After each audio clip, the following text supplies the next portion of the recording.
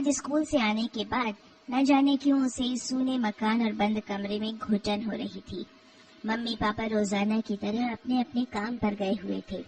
اس نے اس گھٹن سے ابھرنے کے ساتھ ہی بغل والے بنگلے کا جائزہ لینے کی درشٹی سے بالکنی کا دروازہ کھول دیا۔ بالکنی میں آ کر ٹھنڈی ہوا کے جھونکوں سے سرابور ہو کر اس نے کچھ چین محسوس کیا۔ تبھی اس کی نظر اچانک اس کے گھر تک پھیلے بغل والے بنگلے میں ایک بوڑھی عورت پر پڑ گئی۔ اس نے اتنے دنوں میں پہلی بار اس سونے بنگلے میں کسی کو دیکھا تھا۔ سفید ساڑی میں لپٹی، روئی کی طرح سفید الجھے بالوں میں وہ ننگے پیر ہی بنگلے کے بڑے باغیچے میں امرود بینتی بینتی اس کے مکان تک آ پہنچی تھی۔ اس نے بڑی نریح نظروں سے اسے دیکھا، منہ اوپر اٹھائے ہاتھوں میں امرود لیے اسے ایک ٹک دیکھنے لگی تو انایاس ہی ڈر گئی۔ وہ بالکنی سے جھٹ سے کمرے کے اندر سے چٹکنی لگا لی اور زور زور سے دھڑکتے دل کو تھامے کمرے کی کھڑکی پر آ گئی۔ ممی اسکول گئی ہوئی تھی اور پاپا آفس۔ اکیلی ہونے کے کارن وہ بہت گھبرا گئی، مگر ہمت کر کے کھڑکی سے اس نے بڑھیا کو دیکھا۔ بڑھیا ہاتھوں میں امرود تھامے مایوس سے کچھ دیر یوں ہی اس کی کھڑکی کی طرف ٹکٹکی لگائے دیکھتی رہی، پھر باغیچے سے سوکھے پتوں کو پیروں تلے روندتی ہوئی بنگلے کے گیٹ کی اور بڑھ گئی۔ شاید سڑک پر جاتے ہوئے کسی بچے کو اس نے امرود دینے کے لیے ہاتھ بڑھا کر آواز بھی لگائی، مگر وہ بچہ بھی بڑھیا کو دیکھ کر ڈر کر بھاگ گیا تھا۔ وہ اس کالونی میں نئی آئی ہے، 100 گز میں بڑا چھوٹا سا 2 کمروں کا فلیٹ۔ اس کی ممی تو بڑا مکان خریدنا چاہتی تھی، لیکن اس کے پاپا نے ہی یہ چھوٹا مکان پسند کیا ہے۔ ٹھیک بھی ہے، 3 پرانیوں، وہ خود اور اس کے ممی پاپا کے لیے اس سے بڑے مکان کا ہوتا بھی کیا۔ وہ اپنے پاپا کے پرتیک نرنے سے نہ جانے کیوں سہمت ہو جاتی ہے۔ اسے پتا ہے اس کے پاپا جو بھی نرنے لیتے ہیں سب کے ساتھ صلاح مشورہ کر کے اور اسے بہت سوچ سمجھ کر سمے اور زمانے کے انوسار ہی لیتے ہیں۔ تبھی تو انہوں نے ممی کو شادی کے پشچات بھی پڑھانا جاری رکھا اور MA BEd کرا کر ہی چھوڑا۔ یہی وجہ ہے آج ممی بھی اسکول میں ادھیاپکا کے پد پر نوکری کر رہی ہے اور پریوار کو کوئی بھی آرتھک سمسیا نہیں ہوتی۔ اسے اس کے پاپا نے اپنے پریوار کی جو کہانیاں آج تک بتائی تھیں، اس میں بڑے پریوار کے ساتھ ہی لڑائی جھگڑے، پاریوارک کلیش اور ان سب کا ایک ماتر کارن رہی آرتھک تنگی ہی تھا۔ ہو سکتا ہے پاپا نے ان سب باتوں سے ہی سیکھ لے کر پریوار کیول اس تک ہی سیمت رکھا، مگر اسے اکیلا پن نہ جانے کیوں کھلنے لگا ہے، وشیش طور سے تب سے جب سے وہ اس کالونی کے نئے مکان میں آئے ہیں اور جب سے اس نے گھر تک پھیلے بغل والے بنگلے میں اس بوڑھی عورت کو اکیلے گھومتے دیکھا ہے۔ بڑھیا کا بنگلہ کیا، حویلی تھی، قریب 10 کمروں اور بڑے پورچ والی حویلی، اور اس کے چاروں اور پھیلا تھا اونچے اونچے کچنار، بیل اور املتاس کے پیڑوں کا جنگل۔ بنگلے کے چاروں اور اونچی دیواریں اور پورچ کے ٹھیک سامنے ایک لوہے کا اونچا مگر بہت پرانا گیٹ۔ بنگلے کی پتائی شاید 20 برسوں سے نہیں ہوئی ہوگی، اس لیے دیواروں کا رنگ تو کیا سارا پلاسٹر تک ادھڑ چکا تھا۔ پیڑوں کے بیچ اگائی جھاڑیاں اور گھاس، سب کچھ مانو اس بڑھیا کے سفید بالوں کے جنگل سا۔ کالونی کے سبھی مکانوں سے الگ دور ہے اس کا بنگلہ، جس کی سیما ٹھیک اس کے فلیٹ تک پھیلی ہے۔ بڑھیا کو دیکھنے کے بعد نہ جانے کیسی بے چینی اس میں بھر گئی تھی۔ کون ہے؟ اکیلی کیوں رہتی ہے؟ پریوار والے کہاں گئے؟ اس کی سدھ لینے کوئی کیوں نہیں آتا؟ کیسے رہتی ہوگی اتنی بڑی حویلی میں اکیلی؟ کیا ڈر نہیں لگتا ہوگا؟ ہو سکتا ہے حویلی کے مالک کہیں باہر رہتے ہوں اور بڑھیا کو رکھوالی کے لیے چھوڑ رکھا ہو، مگر پھر بھی کوئی تو ہونا چاہیے، پتی، بیٹا، بیٹی، بھائی، بہن۔ وہ جتنا اس بڑھیا کے بارے میں سوچتی اتنی ہی جگیاسا، اتنے ہی پرشن اس کے منہ مستشک میں چھا جاتے۔ دوسرے دن اس کے اسکول سے آتے ہی اس کے دماغ میں بڑھیا کا خیال کوندھا۔ نہ جانے کیسا عجیب کھینچاؤ محسوس کرنے لگی اس بڑھیا میں، ایک عجیب جگیاسا، ایک عجیب رشتہ۔ شاید دونوں کے اکیلے پن نے اس کے ذہن میں بڑھیا سے انجانے رشتے کا بیج بو دیا تھا۔ وہ جیسے ہی بالکنی میں آئی اسے بڑھیا دکھائی دی، وہی دونوں ہاتھوں میں امرود لیے، کمر جھکی ہوئی، چہرے ہاتھوں پر جھریاں اور آنکھوں میں عجیب سی چمک۔ بڑھیا نے اس کی بالکنی کی طرف ہاتھ بڑھا کر اسے امرود لینے کا آگرہ کیا۔ اس بار اسے پہلے جتنا ڈر نہیں لگا، مگر پھر بھی اس کا کلیجہ تیزی سے دھڑکنے لگا۔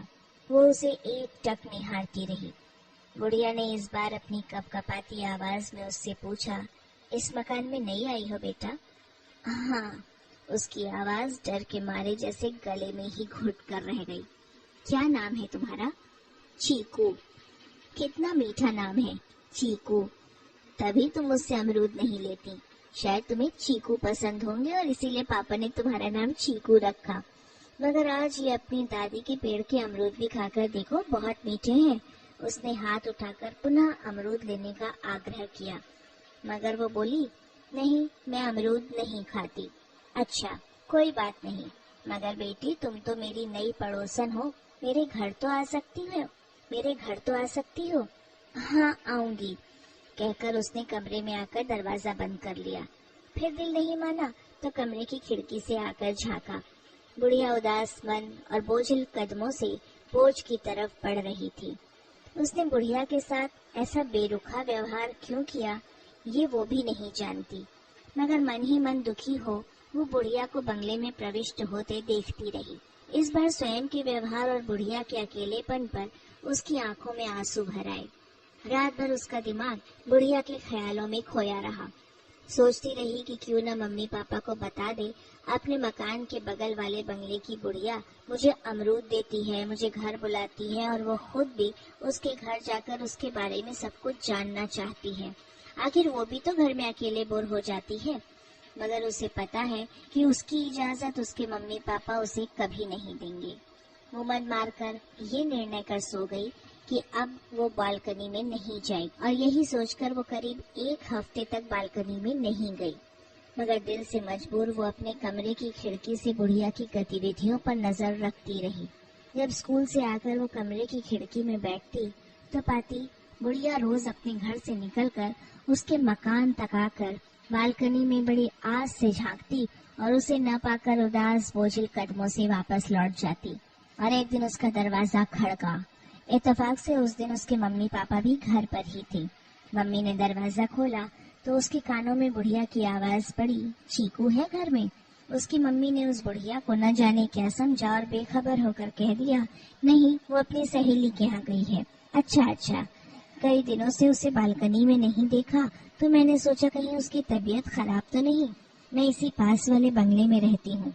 उसके लिए मैंने अपने हाथों से लड्डू बनाए थे, ये उसे दे देना।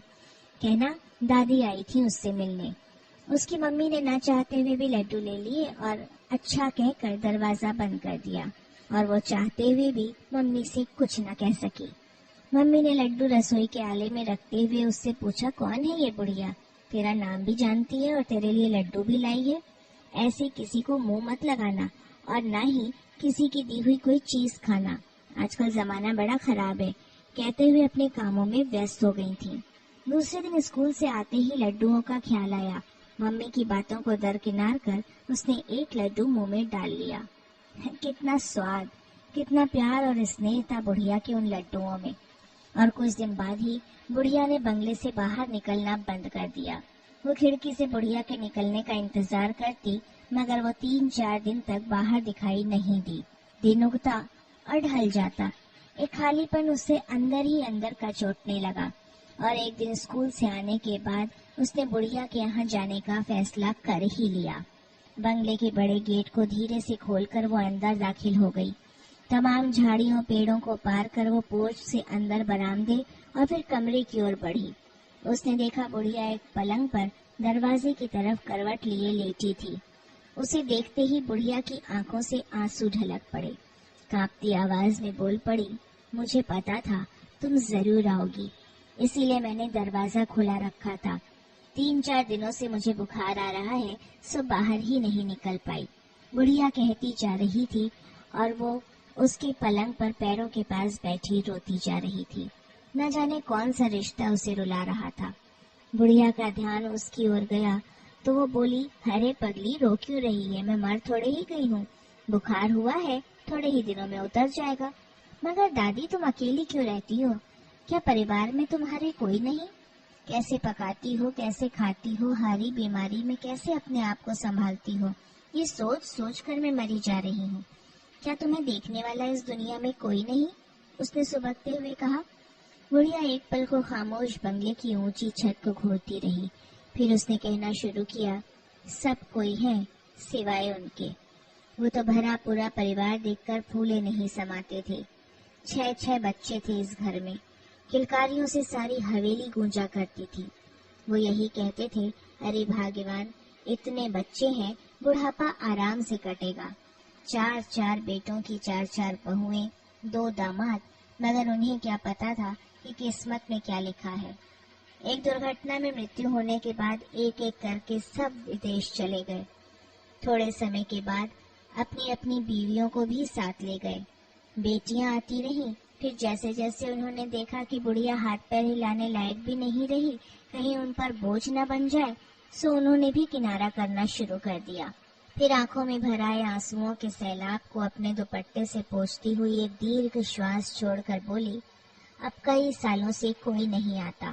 ایک بار ایک لڑکا اپنے ساتھ لے کر بھی گیا تھا، مگر وہاں کا ہوا پانی مجھے مافک نہیں آیا اور میں بیمار پڑ گئی۔ وہاں ڈاکٹری علاج اتنا مہنگا اور کسی کو فرصت نہیں، سو مجھے واپس یہیں آنا پڑا۔ اب کوئی سود نہیں لیتا، بیٹے پیسہ بھیج دیتے ہیں، بس۔ بیٹا دنیا میں اکیلی آئی تھی، اکیلی ہی چلی جاؤں گی۔ اتنے بڑے پریوار میں جان کھپائی، مگر کون کس کا دکھ بانٹتا ہے۔ اکیلے پن کے کارن تجھے دیکھا تو بڑا اچھا لگا، نہ جانے کیا بات ہے تجھ میں جو تیری طرف کھینچتی چلی گئی، ورنہ اب میرا اس دنیا میں کون۔ کہتے کہتے بڑھیا کی آنکھیں دکھ اور بخار سے پتھرا سی گئیں۔ اس نے ان کے آنسوؤں کو پوچھتے ہوئے کہا، دادی تم اکیلی نہیں ہو، میں ہوں، میں آؤں گی تمہارے پاس روز۔